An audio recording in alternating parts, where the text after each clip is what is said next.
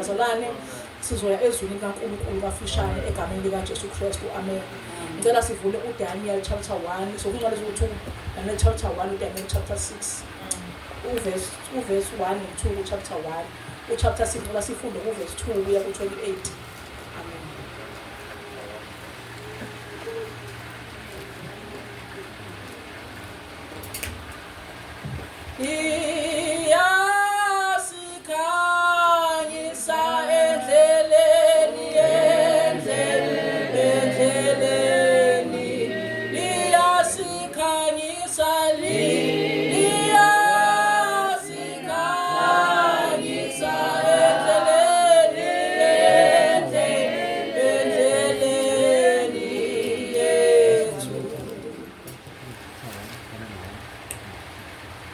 Chapter 1 verse 1 and 2. Siyafunda bazalwane uDaniel chapter 1. Isihloko esifunda kanje: ukuthunjwa nokufundisa kukaDaniel nabangane bakhe. Verse 1. Ngomnyaka wesithathu wokubusa kukaJehoyakini inkosi yakwaJuda, kwafika uNebukadnesari inkosi yaseBhabhele eJerusalema walivimbezela. Inkosi yanikela esandleni sakhe uJehoyakini inkosi yakwaJuda nengxenye yezitsha zendlu kaNkulunkulu, waziyisa ezweni laseShineari endlini kaNkulunkulu wakhe, waziyisa izitsha endlini yengcebo kaNkulunkulu wakhe.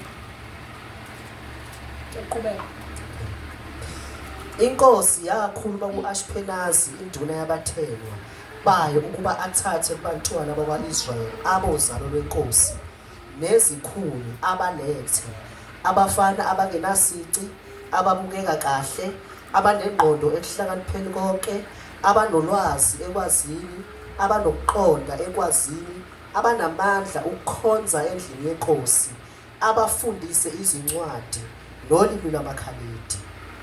Inkosi yabamisela isabelo semihla ngemihla sokudla kwenkosi nesewayini eliphuzayo, bondliwe iminyaka emithathu. Kuyakuthi ngasekugcineni kwayo beme phambi kwenkosi. Kulabo kwakukhona kubantwana bakaJuda oDaniel, noHananiya, noMishayeli, noAzariya.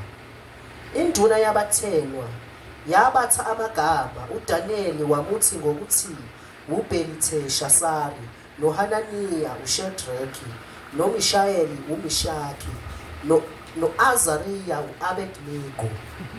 Kepha uDaniel wazimisela enhlizweni yakhe ukuba angazingcolisi ngesabelo sokudla kwenkosi nangewayini eliphuzayo. Wayesecela enduneni yabathenwa ukuba angazingcolisi. Amen.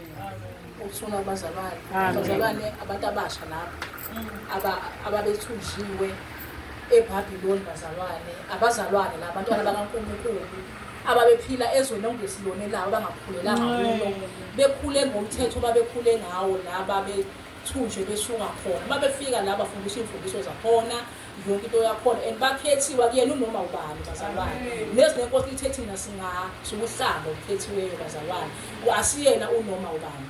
So bazalwane nalala izwi lenkosi lisho kona lokho ukuthi nalabo kwangesiye unoma ubani ukuthi nombani nje endaweni umfana obonakalayo khona, kwakufuneka obhest babafana babonakala labo bafana basanamandla, bahle, bende bazoyenza lento le, bahlakaniphile bazoyenza lento le. Inkosi yaleya ndawo ayayifuna ukuthi bayenze. Baqala baqeqeshwa, banika ukudla okuyibona okudliwa la, ukuthi lana thina sidla ukudla okukanje. Uzwakala uDaniel bazalwane ethi mina ezisho yena bazalwane wathi cha mina ngeke, wacela wathi mina cha, etafuleni lenkosi mina ngeke ngise ngithi. Bazalwane nathi bazalwane usikhulumile uNkulunkulu ekseni wathi asidli noma yini. Amen. Bazalwane ngempela asidli noma athi ulambile, but ungadli noma yini.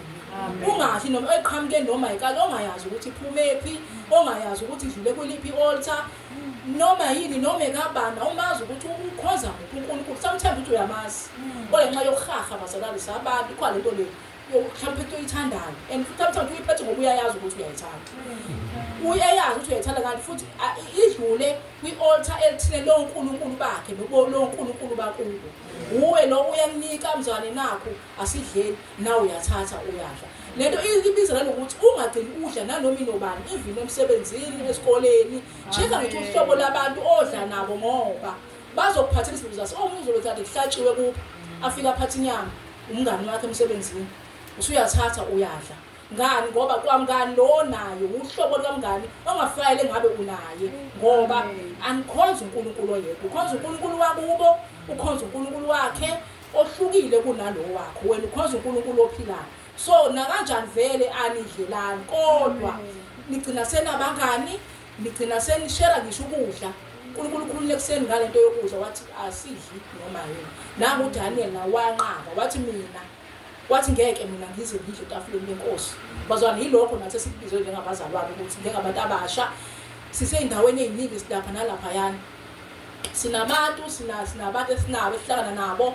abakholwa ezintweni ezihlukahlukene bazalwane noma sekunjalo sihlala nabo sifunda nabo sisebenza nabo senzani nabo kodwa asidli ulinganisile umzwane kuseni wathi ama-Muslim ngeke idle into yakho nje nganginika okwalo uzonginika udle futhi kodwa lona ngeke lize likudle kwakho why thina bazalwane why thina abadla kaNkulunkulu thina abadla kaJesu sizodla noma yini bazakula kasisizeni akanqande lento le ye-appetite engaka bazalwane akasisize uNkulunkulu bazalwane akasisize ngempela akafaka lento nje yokuyitshela nangokudla ungadli noma yini bazalwane ngoba sisezweni lokuthunjwa yebo but hayi ukuthi ufuna sidle ngento yakhona hayi ukuthi kufanele sidle nanabantu hayibo abakhonza uNkulunkulu omunye bazalwane asidleni ukudla sinediet yethu ushilo umzalwane sinediet yethu thina izwi lenkosi lidiet yethu uma when it comes to ukudla lokwesisu unokudla nawe la uhlala khona phathi isikhafini sakho udle sona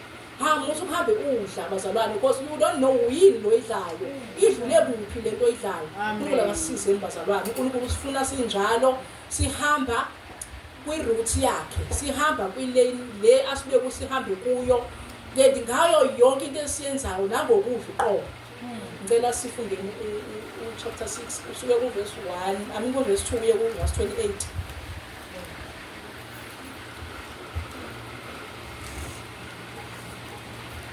siyafunda bazalwane uDaniel chapter 6 from verse 2 isihloko sifunda kanje uDaniel usemphandweni yezilwanyana verse 2 phezu kwazo wamisa abongameli abathathu uDaniel engomunye wabo ukuba izikhulu zibike kubo ukuze inkosi ingalimali ngalutho khona uDaniel lo wabadlula obongameli nezikhulu ngokuba umoya ophakemeyo wawukuye inkosi yayicabanga ukumisa phezu kombuso wonke khona abongameli nezikhulu base befuna ukuthola utho ngoDaniel oluqonde nombuso kepha abatholanga lutho nacala kuye ngokuba wayethembekile akutholanga siphosiso nacala kuye ayesethi lawa madoda asiwuthola lutho ngoDaniel uma singalitholi kokuqondene nomthetho kaNkulunkulu wakhe base bebuthana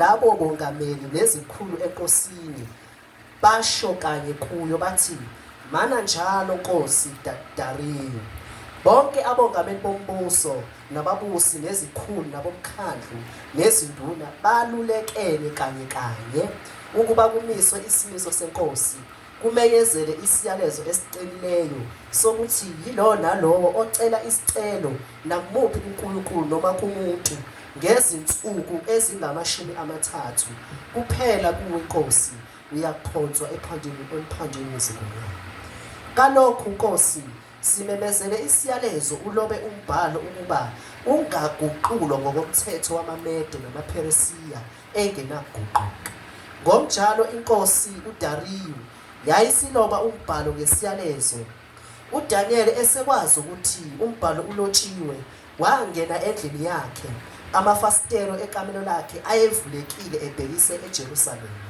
waguqa amadolo kathathu ngosuku wakhuleka wabonga uNkulunkulu wakhe njengalokho enzile kuqala ayesebuthana lawa madoda amfumana uDaniel ekhuleka enxusa kuNkulunkulu wakhe asondela akhuluma phambi kwenkosi ngesiyalezo senkosi athi asithi ulobile isiyalezo sokuthi yilona lowo ocelo makumuphi nakumuphi uNkulunkulu noma uNkulunkulu ngezinsuku ezingama-30 kuphela kuwe Nkosi uyakuphonswa emphandini wezingonyama na? Inkosi yaphendula yathi, iqinisile leyo nto ngomthetho wamaMede namaPheresiya ongenakuguquka.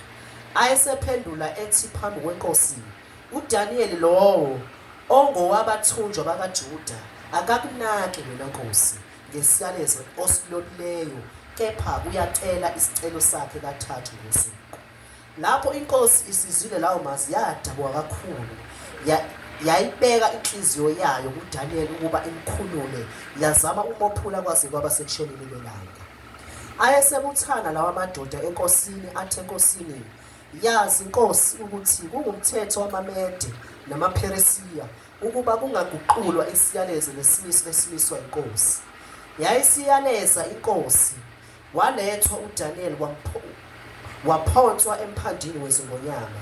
Inkosi yakhuluma yathi kuDaniel, uNkulunkulu wakho omkhonza njalo uyakukhulula. Kwase kulethwa itshe labeka emlonyeni womphandu. Inkosi yayinamathelisa ngendandatho yayo nangendandatho yezikhulu zayo ukuze kungaguqulwa lutho maqondana noDaniel.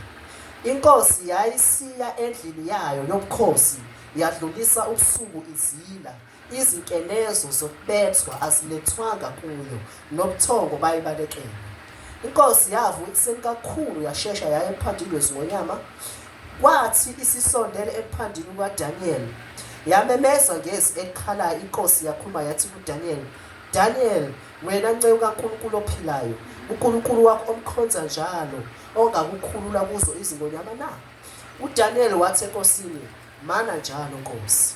uNkulunkulu uthumile ingelosi yakhe wavimba imilomo yezingonyama, azingilimazanga ngokuba kwafunyanwa kimi ungabi nacala phambi kwakhe naphambi kwakho ngaphambi kwakho Nkosi angenzanga ukuba. Yayisijabula kakhulu inkosi, yayalezwa ukuba uDaniel akhushulwe emphandini. uDaniel wayesekhushulwa emphandini akafunyananga mthothu kuye ngokuba wayemethembisile uNkulunkulu wakhe.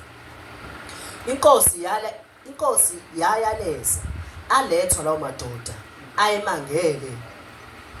ayimangalele uDaniel, aphonswa emphandini wezingonyama, wona nabantwana bawo nawo umkayo. Izingonyama zatheleka phezu kwabo, zachoboza amathambo abo, bengafinyelelanga phansi emphandini. uDariyu inkosi wayeselobela bonke abantu nezizwe nezilimi ezikhona emhlabeni wonke ukuthi ukuthula makwande kumina.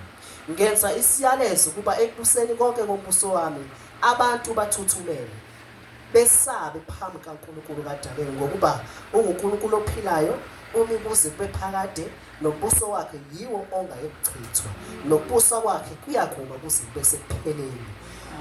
Uyakhulula ophule, uyenza izibonakaliso nezimangaliso ezulwini nasemhlabeni. Yena omkhululile uDaniel emandleni ezingonyama. uDaniel wayeseqhubeka ngesineke ebuseni kaDariyu nasebuseni kukaKhoresi umPheresiya.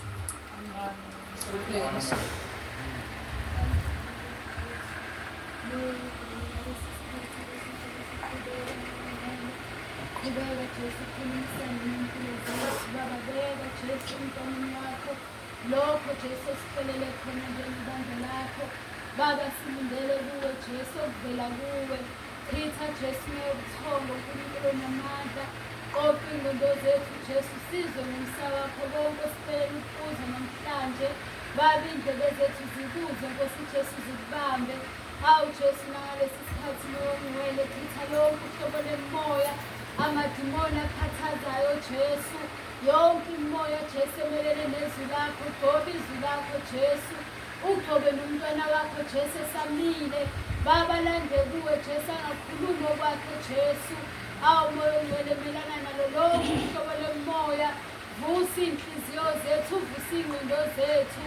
Baba uvule iy'nhliziyo Jesu, ukuze ukukhuluma kwakho nangalesi sikhathi. Awu Jesu, ukhuluma Nkosi, ungathuli, silindele wena egameni likaJesu. Amen. Uthula kubazalwane. Amen. Incwadi kaDaniel lena, la uDaniel esethunjiwe khona bazalwane, ethunjiwe la ijeni yakhe eyamlida yaze umfake emkhandlweni wengonyama. Bazalwane lana sithola ukuthi uDaniel wayesegcotshiwe kulelizwe la ethunjweni esinye seyikhulu sakhona kuthiwa wayengomunye wabomongameli babe u3 naye wayekhona le3 kulabo mongameli bakhona. But uDaniel khona lapha esenesikhundla akuvazi ukumshintsha ukuthi yena wazi ngoNkulunkulu, akuvazi ukumshintsha ukuthi yena ukhuleka kumuphi uNkulunkulu, noma sekumiswa isithombe kwathiwa wonke umuntu ukhuleka la, wonke umuntu ukhothama la, wonke umuntu mayezwa lo msindo obethwayo ukuthi ngaleso sikhathi ususikhathi sokukhuleka kule ndawo. Kodwa noma kunjalo kodwa uDaniel akavaze na aze ashintshe ayenze njengalomyalo wakhona. Akavazi omunye umuntu kwangamenza ukuthi usesesikhundleni athi sengathi impela ngoba sengize ngabe isikhundla kule ndawo, sengize ngawo omunye wabomongameli. Kodwa uDaniel akuvazi lokho kuze kumenze ukuthi ashintshe athi hayi sengizozama ukuthi sami ngenze lokho kushiwo kule ndawo ngoba phela ongibekileyo uthe kule ndawo ukukhuleka kwesithombe lesesimisiweyo. Kodwa uDaniel ubonakala eqhubeka ekhonza uNkulunkulu wakhe, ubonakala eqhubeka ekhuleka kuNkulunkulu wakhe lo amaziyo, hayi lo wala ekuthunjweni ukuthula kubazalwane. Bazalwane nathi ke bazalwane wherever la sikhona kuyisekuthunjweni bazalwane, wathi isemsebenzini isekuthunjweni nakhona kunemithetho yakhona, kunoNkulunkulu bakhona. Akwezinye into uthola ukuthi mhlawumbe nje kunenkolo ethile edominatayo lapho and kube ngathi ngathi nonke manje ngathi ningakhuluma ilanguage yale nkolo la ngoba la maybe mhlawumbe uthisha omkhulu wakhona maybe uyiNazaretha sekufanele ke manje ngaze ngathi ke ningabhawa kule nkolo yamaNazaretha noma ngaba ukhonzi khona, kodwa ube nalokho kuhlonipha phela ngoba uqashwe la ekhaya kulesi sikole lesi eluprincipal la ekhaya uyile nkolo le. So nanoma kunjalo bazalwane uDaniel usekuthunjwe ngalapha indlela nawo leyo osukuthunjwe ngayo emsebenzini.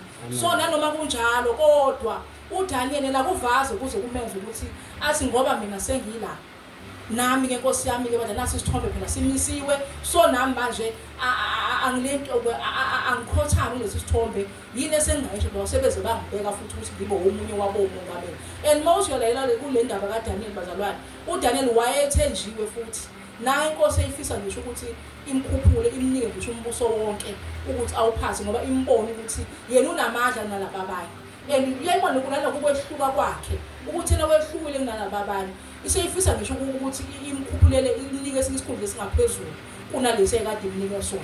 Kodwa nanoma kunjalo bazalwane uDaniel akavazi azashintshe athi sengiyaguquka-ke nami. So nathi sibizelwe lapho bazalwane ukuthi nanothiwa sikuphi asishintshe siyilokhu esiyikho la. Uma ngabe la uvela umzalwane nala ukhona-ke esikoleni emsebenzini kuphi vela phela ukuthi umzalwane, hayi ngokuthi uyaziwa ukuthi uyakholwa usindisiwe akwanele. Impilo oyiphilayo, indlela owenza ngayo, indlela oreacta ngayo naseyimeni awureact njengabantu. Nala kufanele ngabe uyaphendula khona udinwe. Yebo uzodinwa but ungabe usudinwa phela uze wone dinwa kahle ngokusezingeni waphela wonke umuntu sithi nenhliziyo bazalwane wonke umuntu unenhliziyo sabantu sonke. Wathi omunye ngekhathi lezi ze-COVID kwakunehlanye latshela likhona nje kakhulu emsakazweni ethi lo wayeshilo hlaya ethi na kunentombazane wayekulesa ngentombazane esindisiwe ethi kade ilokhu ibelesela abantu ithi ngisindisiwe mina ngiyakholwa ngumzalwane angijoli kwasho kacima kanjani. Safika isona so leso kujola futhi uma sekufika sona sambamba samthela phansi. Uma sekhulile siyabuza phela abantu bathi hawu ukhuleme kanjani ngoba phela kade ethi usindisiwe wazwakala ukuthi umzalwane hayi phela nami ngumuntu. So bazalwane ngilento leyo ukuthi nathi singabantu, yebo bazalwane singabantu, wonke umuntu unenhliziyo bazalwane. So nanoma unenhliziyo phela musukudinwa ke bese udinwa uze ukhipha amagama angafale ngabe ayawakhipha abazosala bebuzana bethi hawu nimzile umzalwane ukuthi utheni nizwile into igama ephumulweni womzalwane. Bazalwane asiphenduli kuyo yonke into kokunuza ukuneke vele uthulele ngoba akukudingi kwesinye isikhathi. Mina la ngikhona kuye kuvuka idebate njengenasidini futhi ngiyensindisa hayi ngani ivuke nje athi omunye umntwana wathula amazandi ngithi hawu ngizose ngiphendule ngeke ngosama athi abangikhuluma nami ngikhuluma nawe ngiphendula iningi mina. So bazalwane nje impilo yethu bazalwane injalo nje ukuthi asikhulumi noma yini, asikhulumi noma ikuphi, asiphenduli yonke into. Nje siphila impilo ehlukile thina kunabanye abantu. Bazalwane nasekuthunjweni nakuphi la ukhona khombisa phela ukuba umzalwane. uDaniel wamela uNkulunkulu, wamela ekuthunjweni, wamela kubiza ukufa nangasephonse emphandweni weNgonyama. Eqhubeke ekhuleka, bamgadile futhi enjalo nje ukuthi wenzani ngoba bayamazi ukuthi unoNkulunkulu wakhe. So bamgadile ukuthi lesi sithombe esimisi uyakhuleka yini kuso. Bamthola ukuthi akakhuleki, bamceba bona futhi bakomceba bathi uDaniel-ke yena angathi akakhuleki lesi sithombe osimisileyo Nkosi. Angithi wena bewukade uthe ongakhuleki kuso uzophonsa emphandweni weNgonyama. Iyavuma iNkosi. Izokala iNkosi mayivuma futhi yona inokumdabukela futhi. Noma inawo into ethi okay vele umthetho walana uthi ongakhothami lesi sithombe uphonse emphandweni weNgonyama, kodwa yona futhi inokumdabukela. Hayi ngoba yayimdabukela uNkulunkulu kaDaniel yena wayesesebenza la ukuthi ngoba wena Daniel umele nala bekubiza ukuthi ungangimeli khona. Le Nkosi le wafaka umoya wokudabuka kuyo ukuthi imdabukele, kodwa kwasho ukuthi phela umthetho yumisile yona, ayikho futhi into engayenza. Kwabiza ukugcina kufanele ukuthi ahamba yophontswa emphandweni weNgonyama. Bazalwane uDaniel wayekhuleka bazalwane ewi-risk kodwa ekhuleka. Bazalwane kakhulu into yami la ekhuleka sabantu abasha sibizele ekukhulekeni bazalwane. Noma ngabe isimo sini sibize ekutheni thina nje sizokhuleka. Yenge leyo yendlela yokuthi nasabantwana bakaNkulunkulu, yenge leyo yendlela yokuthi thina siwuhlango olukhethekile bazalwane. Siyakhuleka nje uNkulunkulu asipha amandla okukhuleka. Kumnandi ukukhuleka, kubuhlungu ukukhuleka, kumnandi ukukhuleka. Kodwa bazalwane noma kubuhlungu kunjalo, kungemnandi kunjalo, kodwa sibizelwe kukho bazalwane ukuthi sikhuleke bazalwane, sikhuleke simcela uNkulunkulu asisize. Sinezinto eziningi, sinezilingo eziningi, kuningi ukhaqa umuntu omusha, kuningi ukhaqa umzalwane, kodwa bazalwane siyosizwa into eyodwa, ukukhuleka. uDaniel ukummela wakhe uNkulunkulu ekhuleka nalapha ezweni lokuthunjwa kwamsiza bazalwane. Nazi iNgonyama uNkulunkulu evala umlomo weNgonyama emphandweni weNgonyama. Ikuphi la khona ozothoka nibhubesa limdlanga umuntu, kodwa uDaniel alivaze lize limuhle. Kwenzeka isimanga ke uma ngabe sekuphontswa laba bammangalele. Lithi iBhayibheli la zabanqaka bengakafiki ngisho phansi bazalwane. Ngani? Ngoba bona babengakhonzi uNkulunkulu ophilayo. uNkulunkulu owenza ukuthi iNgonyama zingamudli uDaniel, owavala imilomo yazo zona lezo iNgonyama. Futhi uNkulunkulu wayedede azidle labakhe abamangaleli bakhe, ngoba bona bamangalela nje bona bakhuleka esithombeni. uDaniel ukhuleka kuNkulunkulu ophilayo. So nathi bazalwane zikhona izimo lapho ukubona iNgonyama lezi ufuna ukungidla ngayo bazalwane, kodwa nathi bizwe ekutheni nje sikhulekeni bazalwane. Sabantu abasha, sinezinto eziningi, sinezinkinga eziningi, sinezilingo, sinakho konke, kodwa bazalwane bizwe ukuthi nathi Nkosi kaDaniel bazalwane ingathi ngasingena kuthiwa wayekhuleka kathathu ngosuku bazalwane. Alukho ngiyacatha lona ngekusuku bamahala ngangiya isikhathi somkhuleko ngikho sasimgeja. Wayekhuleka ngezikhathi zonke ayemise zonke ngiyakhuleka ngoba isikhathi sokusiza uNkulunkulu uyahlonipha, uyasazi. So nawe uma ngabe umisa isikhathi esithi ngikhuleka isikhathi esithile, uNkulunkulu ukulinde ukuthi isikhathi esithile fanele ube uyakhuleka. Bazalwane uNkulunkulu akasisizeni lenkonzo yomkhuleko siyijwayele, siyithande. Ayimnandi kodwa ingemnandi njalo, kuyabiza ukuthi siyithande bazalwane. Uma ngabe singakhuleki, ubani ozosikhulekela? Lo nje omisela ukukhulekela wena ke ubani? Ukuthi nje unomthwalo konje ukuthi akhulekele thina bazalwane, ubani loyo? Ngoba unawo yebo kumele sikhulekelane njengabazalwane, njengebandla, kodwa unezinto zakho nje edinga wena ke njengomuntu ukuthi kumele ngikhulekele u1 no2 no3 wami, odinga ukuthi wena uyele kuNkulunkulu. So uzani uNkulunkulu akasisizile ukuthi nathi siwuthande umkhuleko, sikhulekeni bazalwane njengothango olukhethekileyo bazalwane. Yeke indlela leyo esikhethekile ngayo, kodwa nendlela esilwa ngayo izimpi zethu leyo umkhuleko. Abantu la ngaphandle banezindlela abalwa ngazo, abantu baneyindawo abayihambayo, thina sihamba indawo, sihamba uNkulunkulu kuphela. So bazalwane uNkulunkulu akasisize nike sihlale noNkulunkulu, sihlale kulomkhuleko, sikhulekele uwona oyosinqobela, yiwo yovala ngisho imilomo yeNgonyama, ngisho imilomo yeNgonyama yesono bazalwane iyona eyoyivala umkhuleko bazalwane. Ubonakale uthi hayi ngoba bengilingwa njengento ethile kwenzakaleni, kanti ngoba uyakhuleka uNkulunkulu sekagijima waya kokunqobela, waya kokubamba lo mlomo waleza iNgonyama. ebezizokuthela phansi ngoba la unawo amandla. But if bewungakhuleki ngabe zigile, kodwa ngenxa yokuthi uyakhuleka uNkulunkulu wakubambela zona. Bese uNkulunkulu akasizile, sibizele emkhulekeni njengebandla, sibizele emkhulekeni njengabe singadlobozela abantu bezizwe. Abantu bezizwe bayayigcina yabinto. Yabona izangoma umzali ethi ukhulume ngembuso, izangoma zanombuso nawo lona abagejela abantu isikhathi sabo sokugida ntambama, abagejwa ngisho ingane khona encane yazi ukudla ekhanda lesile kakhulu kuyagidwa, ugida futhi ngempela useziwa nezihluze lapha phezulu ngoba uyagida futhi mase ukwenza ngempela. Bazana why thina sizodlula abantu abangakhonzi uNkulunkulu, abakhonza oNkulunkulu babo futhi abangenamsebenzi walutho, abazolahlwa khona sebemkhonzile. Why thina bazalwane thina sikhathala ukukhuleka? Omunye wakhathala ukukhuleka uNkulunkulu emsave engozini ekuseni emsebenzini, uthola ukuthi abantu besithola nje ekhanda i-truck isho ukumthatha, uNkulunkulu amphuyukise afike intambama ukhathela kahle embhedeni koze kusho ingane ama anti hawu sesikhathi sokukhuleka ashiya sembhedeni, baba ngicela ungigcine sengiyalala, aphenduka ayibhekelele athi nje waphoxeka uJesu bazana athi hawu lo engimgcine ngimfike ngimsize ekuseni ecishe ukumthatha i-truck use kanjalo nje, hawu kanjalo usho ukuthi usemthongweni akanazi nokuthi uthini manje umuntu utheni akazazi. Kodwa bazalwane abantu bezwe bayayenza into yabo, bayayenza into yabo bazalwane. Nalabantwana lawo amala emgwaqeni ebusuku, emgwaqeni lemkhulu afaka amahini negede ezincane awaphuthi liyana kuyabanda liyashisa izoma ngoba lento eyenzayo iyabenefitha kubo, nathi siyabenefitha emkhulekweni bazalwane. So why sikhathala thina bazalwane? Akasizeni bazalwane singakhathali ukukhuleka, sikhuleke kuNkulunkulu njalo. Uma abantu bezwe bengakhathali, nathi bazalwane asingakhathali. uNkulunkulu wethu uyanikana ngisho amandla bazalwane, kusho ukuthi uma ngabe sinika amandla nawo ukhuleka uzosinika, siqhubeke ukhuleka noma ungasanawo ukuthi uzothini. Lokho nje okusaphuma ngomlomo usho khona mzalwane kunokuthi uthule ungasho lutho, ngoba ngempela abantu bezwe bayayenza into. Ngiyanginesa ngezango mabageje bazalwane, ngisho ingane yakhona encane uzana usekhulile encane ngaphansi kazano iyazi ukuthi la ekhaya kuvamise kuba ngo-6 la ekhaya kuyagidwa, iyazi nje steps zakhona kugidwa kushone ngayo.